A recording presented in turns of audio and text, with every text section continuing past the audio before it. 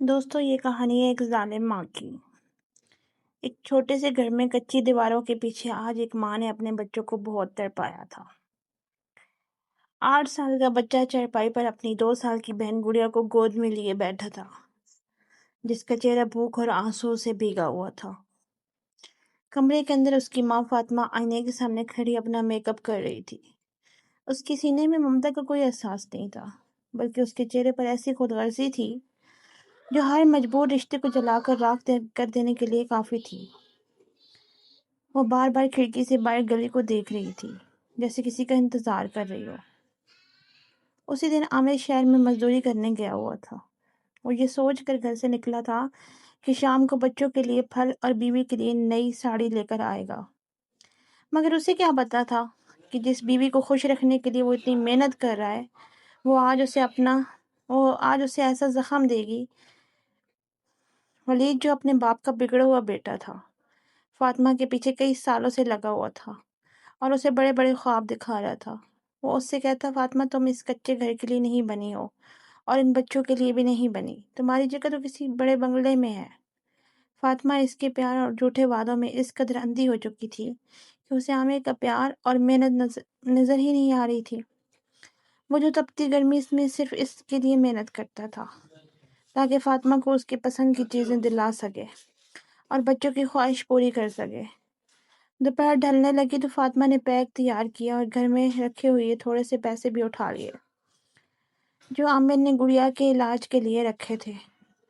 اسے ذرا بھی احساس نہیں ہوا کہ وہ جاتے جاتے اپنے شوہر کی زندگی بھر کی پونجی لے کے جا رہی ہے۔ اس لیے خوبصورت ریشمی ساڑی پہنی، بالوں کو کھلا چھوڑا، اور جب وہ کمرے سے باہر نکلی تو اس کے چہرے پر صاف کٹھور پن دکھائی دے رہا تھا۔ ارحم نے جب ماں کو تیار دیکھا تو اسے لگا شاید وہ گڑیا کو ڈاکٹر کے پاس لے کے جا رہی ہے۔ وہ خوشی سے اٹھا اور بولا، ممی، کیا آپ گڑیا کو ڈاکٹر کے پاس لے کے جا رہی ہیں؟ گڑیا بہت رو رہی ہے۔ آپ نے بہت اچھا کیا جو بابا کے آنے سے پہلے آپ اسے ڈاکٹر کے پاس لے کے جا رہی ہیں۔ فاطمہ نے ایک ہی پل کے لیے اس کی طرف دیکھا اور روک کر اپنے بچے کو جی بھر کے دیکھا۔ اس نے 9 مہینے تک اپنے کوکھ میں رکھا تھا، لیکن ولید کے پیار نے اس کے اندر کی ممتا کو ختم کر دیا تھا۔ اس نے غصے میں اپنا بیگ کندھے پر ڈالا اور اپنے بیٹے کو ایک طرف دھکا دے دیا۔ خبردار، جو میرے پیچھے آئے، میں ہمیشہ کے لیے جا رہی ہوں۔ تم اور تمہاری یہ بہن میرے لیے منحوس ہو۔ تم دونوں نے میری جوانی کھا لی۔ اب جاؤ اور جا کر اپنے باپ کے گلے پڑو۔ میں اپنی زندگی عیش و آرام سے جینا چاہتی ہوں۔ میرے راستے میں آنے کی کوشش مت کرنا۔ بیٹا یہ سن کر سن ہو گیا۔ اس نے فاطمہ کا پلو پکڑ لیا اور دھاڑے مار کر رونے لگا۔ ممی، ہمیں چھوڑ کر مت جاؤ، ہمیں ڈر لگتا ہے، ہم بہت بھوکے ہیں، ہمیں کھانا کھلا دو۔ فاطمہ نے اپنا پلو چھڑانے کے لیے اپنے بیٹے کے معصوم چہرے پر ایسا زوردار تھپڑ مارا کہ وہ زمین پر جا گرا۔ گڑیا بھائی کو گرتا دیکھ کر زور زور سے رونے لگی۔ پورے گھر میں ان معصوموں کی چیخیں گونج رہی تھیں، لیکن فاطمہ کو ان پر نہ تو ترس آیا اور نہ ہی اس کے قدم رکے۔ اس نے دروازہ کھولا اور باہر گلی میں کھڑی ولید کی کار میں بیٹھ کر وہاں سے فرار ہو گئی۔ جیسے جیسے کار دور ہوتی گئی، ارحم کے دل کی دھڑکنیں تیز ہونے لگی۔ ارحم روتا ہوا دروازے تک آیا اور اپنی ماں کو دور گم ہوتے ہوئے دیکھتا رہا۔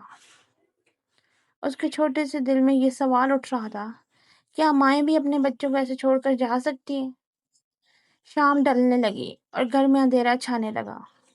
ارحم نے اپنی تڑپتی ہوئی بہن کو اٹھایا اور کمرے میں چلا گیا، اور وہ اسے چپ کرانے کی کوشش کرتا رہا، اسے پانی پلاتا رہا، لیکن وہ روتے روتے گڑیا کی ہمت جواب دے گی۔ ادھر عامر منڈی سے مزدوری کر کے واپس آ رہا تھا۔ اس کے ہاتھ میں ایک چھوٹا سا کھلونا تھا جو اس نے گڑیا کے لیے خریدا تھا، اور وہ فاطمہ کے لیے اس کی پسند کی مٹھائی لایا تھا۔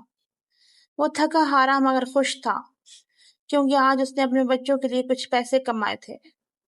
لیکن جیسے جیسے وہ گھر پہنچا اور دروازے کا گیٹ کھلا دیکھا تو اسے کچھ عجیب سا لگا۔ اندر آنگن میں خاموشی تھی اور کچن میں بھی اندھیرا تھا۔ اس نے آواز لگائی، فاطمہ دیکھو میں تمہارے لیے کیا لایا ہوں۔ فاطمہ تو نہ بولی لیکن ارحم کی رونے کی آواز آئی۔ عامر دوڑتا ہوا باہر آیا تو وہاں کا منظر دیکھ کر اس کے پاؤں تلے سے زمین نکل گئی۔ الماری کھلی ہوئی پڑی تھی، فاطمہ کے سارے کپڑے غائب تھے۔ ارحم اپنی بہن کو سینے سے لگائے زمین پر بیٹھا ہوا تھا، پھٹی پھٹی آنکھوں سے اپنے باپ کی طرف دیکھ رہا تھا۔ اس نے روتے ہوئے کہا، بابا ممی چھوڑ کر چلی گئی ہیں، وہ کہہ رہی تھی کہ ہم منحوس ہیں۔ عامر کے ہاتھ سے مٹھائی چھوٹ گئی اور وہیں زمین پر سر پکڑ کر بیٹھ گیا۔ اسے ایسے لگا جیسے کسی نے اس کی جیتی جی اس کی روح نکال لی ہو۔ اس نے بیگ میں رکھے ہوئے پیسے ڈھونڈے تو وہ بھی غائب تھے۔ جس عورت کے لیے اس نے اپنی جان سے زیادہ پیار کیا تھا، آج وہی عورت اس کی پیٹھ میں چھرا بھونک کر چلی گئی تھی۔ اس کے پاس اپنی بیمار بیٹی کی دوا کے لیے بھی پیسے نہیں بچے تھے۔ رات ہو چکی تھی۔ عامر اپنی بیمار بیٹی کو گود میں لیے گاؤں کی کلینک کی طرف دوڑا۔ ارحم بھی اس کے پیچھے پیچھے چلا جا رہا تھا۔ اس رات گاؤں کی اس گلی میں ایک باپ کا درد اور دو معصوم بچوں کی سسکیاں گونج رہی تھیں، جبکہ دوسری طرف شہر کے ہوٹل میں فاطمہ ولید کے ساتھ عیش و آرام کر رہی تھی۔ لیکن وہ یہ نہیں جانتی تھی کہ اس کے کرموں کا پھل اسے بہت جلد ملنے والا ہے۔ فاطمہ کو لگ رہا تھا کہ وہ ولید کے ساتھ جنت پا گئی ہے، لیکن یہ اس کی زندگی کا سب سے بڑا دھوکہ تھا۔